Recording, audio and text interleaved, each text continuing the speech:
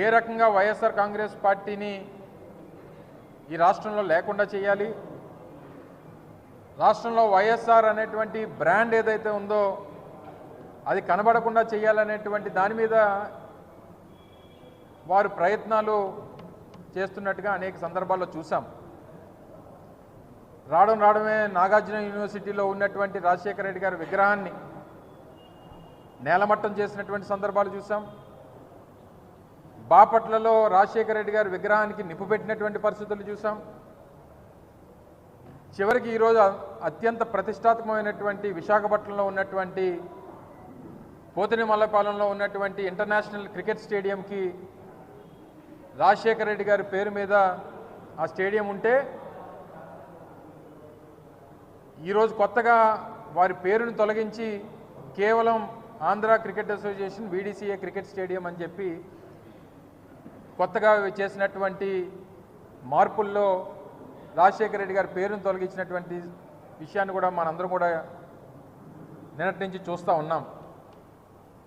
మీరు రాజశేఖర రెడ్డి గారి పేరుని గోడల మీద చెరిపేయవచ్చు, లేకపోతే రాజశేఖర రెడ్డి గారి పేరుని విశాఖపట్నంలో సీతకొండని ఆ రోజు వైఎస్ఆర్ కాంగ్రెస్ పార్టీ ప్రభుత్వంలో అభివృద్ధి చేసి అక్కడ వైఎస్ఆర్ గారి పేరు మీద వ్యూ పాయింట్ని ప్రారంభోత్సవం చేస్తే అక్కడ రాజశేఖర రెడ్డి గారి పేరుని చేరిపోయవచ్చు, లేదా హెల్త్ యూనివర్సిటీకి పెట్టినటువంటి రాజశేఖర రెడ్డి గారి పేరుని చేరిపోయవచ్చు. కానీ ప్రపంచంలో ఉన్నటువంటి తెలుగువారి గుండెల్లో ఉన్నటువంటి వైఎస్ఆర్ పేరుని చెరిపేసేటువంటి ఆ అర్హత కానీ చెరిపేసేటువంటి స్థాయి కానీ ఈరోజు ఈ కూటమి పార్టీలకి లేదు అనేటువంటి విషయాన్ని ఈ సందర్భంగా తెలియజేస్తూ ఉన్నాం.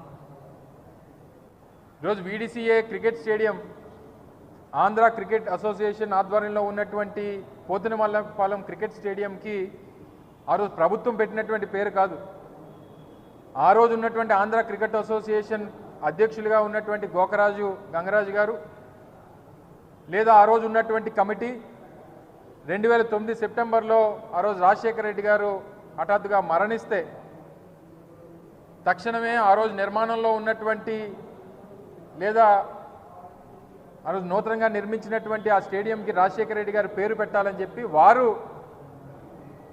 నిర్ణయం తీసుకొని పెట్టినటువంటిది. దాన్ని ఏ హోదాలో తొలగించారు, ఎందుకు తొలగించారు, లేదా పేరు చూస్తే మీకేమైనా భయమా, వైఎస్ఆర్ బ్రాండ్ చూస్తే మీకేమన్నా మేము రాజకీయం చేయలేమనేటువంటి బాధ ఏమైనా ఉందా మీకు?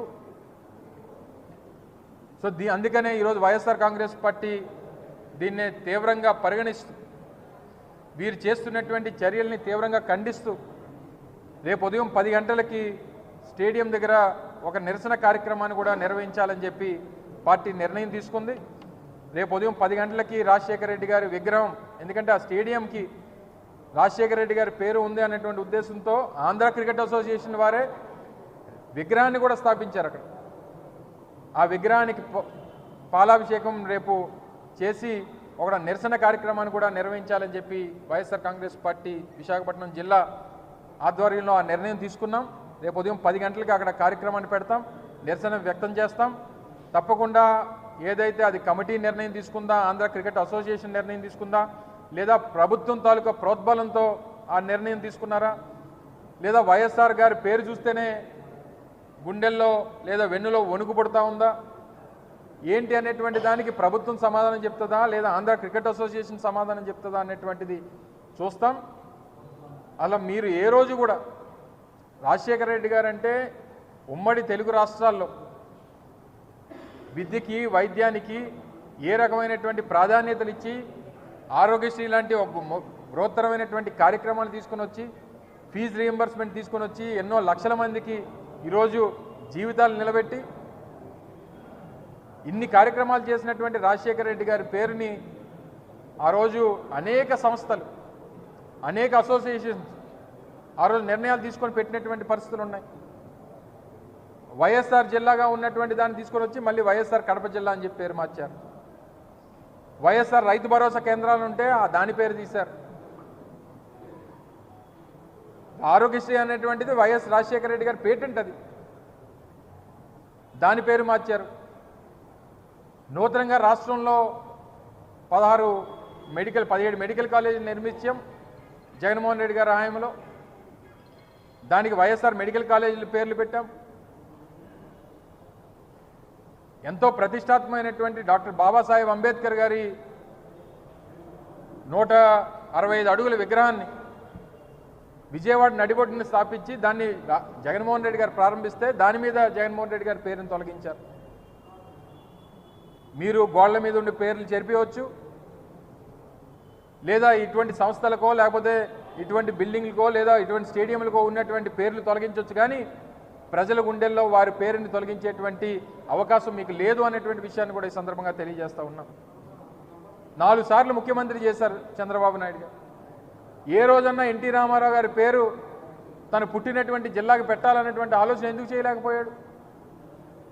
చివరికి ఆయన ఎన్టీ రామారావు గారి పేరును కూడా జగన్మోహన్ రెడ్డి గారే తీసుకొని వచ్చి ఆ జిల్లాకు పేరు పెట్టాల్సినటువంటి పరిస్థితి జగన్మోహన్ రెడ్డి గారికే వచ్చింది. 4 సార్లు ముఖ్యమంత్రి చేసి ఎన్టీ రామారావు గారి పేరు ఎందుకు పెట్టలేకపోయారు? మళ్ళీ తిరిగి మమ్మల్ని నిందించడమో లేకపోతే మమ్మల్ని ఏదో మాట అనడమో కాదు. మీరు చేస్తున్నటువంటి పనులకి, మీరు చేస్తున్నటువంటి నిర్ణయాలకి తప్పకుండా తగిన శాస్తి, తగిన గుణపాఠం ప్రజలే చెప్తారనేటువంటి విషయాన్ని మరొకసారి తెలియజేసుకుంటూ, ఇప్పటికన్నా ఆంధ్ర క్రికెట్ అసోసియేషన్ ఆ నిర్ణయం మార్చుకుంటుందా, లేదా ప్రభుత్వం చేసినటువంటి ప్రభుత్వం ఒత్తిడి చేసినటువంటి ప్రభుత్వం ఆ నిర్ణయాన్ని మార్చుకుంటుందా, ఏది మార్చుకుంటుందో రేపు ఐపీఎల్ మ్యాచ్లు కూడా ఉన్నాయి. మీరు పేర్లు మార్చేసి మీకు నచ్చినట్టుగా మీరు చేస్తామనంటే కుదరదు. రేపు పెద్ద ఎత్తున వైఎస్ఆర్ కాంగ్రెస్ పార్టీ అక్కడ నిరసన వ్యక్తం చేస్తుంది. రేపు ఉదయం 10 గంటలకి ఆ కార్యక్రమాన్ని వైఎస్ఆర్ కాంగ్రెస్ పార్టీ విశాఖపట్నం జిల్లా యావత్తు కూడా దాన్ని టేకప్ చేయబోతా ఉందనేటువంటి విషయాన్ని మరొకసారి మీ ద్వారా తెలియజేస్తా ఉన్నాం. Thank you.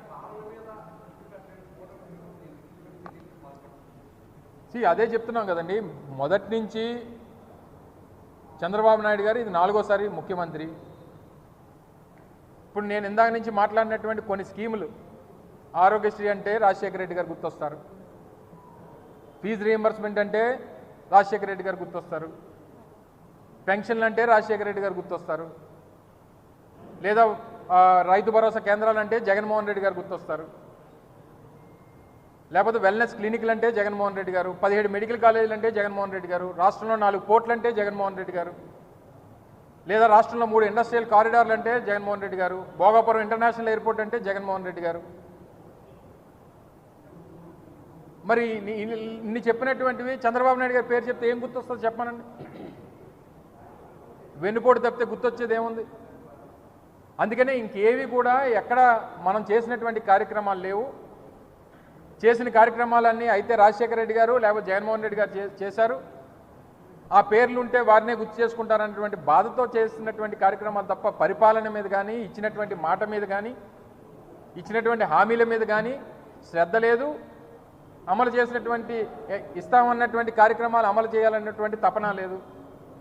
చివరికి రాజశేఖర రెడ్డి గారి పేరు, జగన్మోహన్ రెడ్డి గారి పేరు జరిపేస్తే జనం గుండెల్లోంచి ఆ పేరు పోద్ది అనేటువంటి ఒక దురుద్దేశమో లేకపోతే అమాయకత్వమో ఏంటో మరి తెలియనటువంటి పరిస్థితిలో ఈరోజు ప్రభుత్వం ఉంది.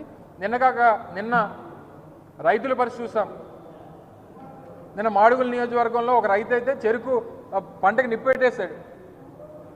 ఈ ప్రభుత్వంలో నాకు గిట్టుబాటు ధర రాదు, ₹1 దీని మీద నేను సాధించుకోలేను, వాళ్ళు పేమెంట్లు కూడా చేయలేనటువంటి పరిస్థితిలో ఈరోజు ప్రభుత్వం ఉంది.